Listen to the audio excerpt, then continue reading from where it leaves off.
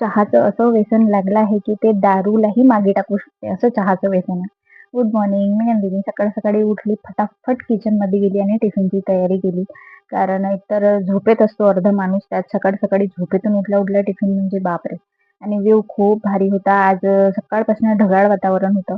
फटाफट कामं केले. दुपारला जरा मेथीची भाजी निवडून घेतली, आणून ठेवली होती 1-2 दिवस आणि मग म्हटलं दुपारला सगळी कामं झाली, जरा आपण आपल्या स्टडीला वेळ द्यावा. पण कशाचं काय, मला इतकी झोप लागते की काही विचारच नको. आणि इव्हनिंग वॉकला घुमायला जायचं म्हटलं तर हीच सरळ डायरेक्ट चल म्हणायला घरी आली. मी तिला म्हटलं, "कसं काय?" बोलले, "तुला पोटॅटो द्यायचे होते." तर ती आलेली. मग काय दोघी आम्ही इव्हनिंग वॉकला निघालो. आज तिचं लेक्चर नव्हतं आणि वॉक करता-करता जिकडे-तिकडे इकडे आज नवीन एरियात आम्ही आलेलो. मला या एरियाचं नाव नाही माहिती. पण या साइडला ट्रेकिंगचा एक नंबर रस्ता होता. खूपच भारी. आम्ही फर्स्ट टाईम आलो. तिला म्हटलं, "नेक्स्ट टाईम आपण वरती जाऊया." नंतर तिकडनंच मार्केटला गेलो. तिला फ्रुट्स घ्यायचे होते आणि भाजीचं तर नव्हतं घ्यायचं, पण फ्रुट्स घ्यायचे होते तर आलो वॉटरमेलन घ्यायला. आणि पोरगी बघा वॉटरमेलन चेक कसं करते ठोकून. मला तर हे काही कळतच नाही.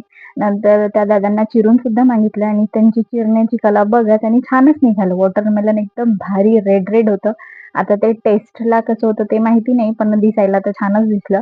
मग काय आणि खूप मोठे-मोठे होते. ₹100 ते 2 किलो असायला पाहिजे. वॉटरमेलन घेतलं आणि ही चक्क मी जातपर्यंत माझ्याकडे पलटून बघत होती.